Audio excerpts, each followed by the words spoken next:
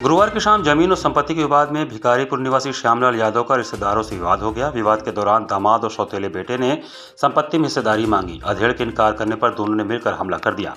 चौकी पर बैठे श्यामलाल को जमकर पीटा। उसके सिर और नाक में गहरी चोट लग गई और लहूलुहान होकर गिर पड़ा। आसपास जुटे लोगों ने बीच बचाव किया। आनन फानन में अस्पताल ले गए, जहाँ चिकित्सकों ने उन्हें मृत घोषित कर दिया। राजा तालाब थाना क्षेत्र के भिखारीपुर निवासी 55 वर्षीय श्यामलाल यादव ने 2 शादियां की थी और दोनों पत्नियों के बच्चे गांव में ही रहते थे। उनकी पहली पत्नी से एक बेटा और एक बेटी थी, जिसमें कुछ साल पहले बेटी की शादी कर दी। अब बेटे ने कारोबार के लिए रुपए मांगा था। उनका आरोप था कि श्यामलाल दूसरी पत्नी के बेटे को अपनी जमा पूंजी दे रहे हैं। संपत्ति और जमीन को लेकर परिवार में पहले भी कई बार विवाद हो चुका था।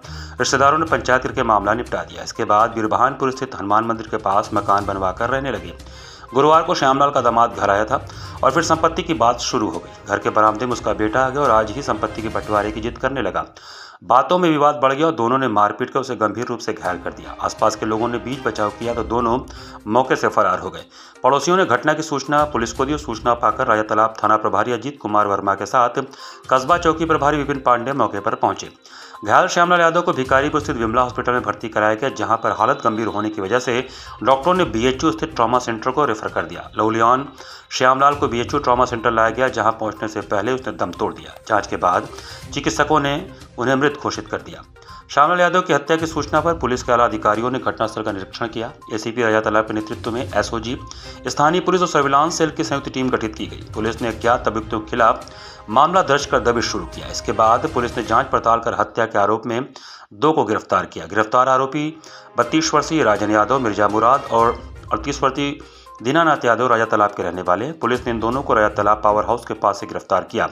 आरोपियों की निशानदेही पर हत्या में उपयोग किया गया बेसबॉल बैट और अधजले कपड़े भी बरामद किए गए। एक पहली पत्नी से और दूसरी पत्नी से उनका ही रोल बाद में निकल गया है। वहाँ पे कैमरा भी पाया गया, जिसमें इन दोनों का आने जाने का और गतिविधि पूरी दिखाई भी दी है।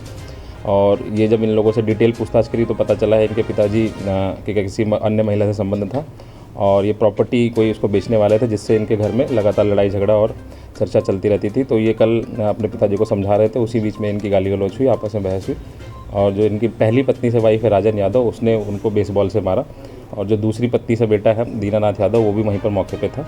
तो इन दोनों लोगों को हम पुलिस ने पकड़ा है, इन्होंने से पूछताछ की गई है और इन्होंने पूरा जुर्म को कबूला है। इन लोगों को हम लोग अब जेल भी भेज रहे हैं।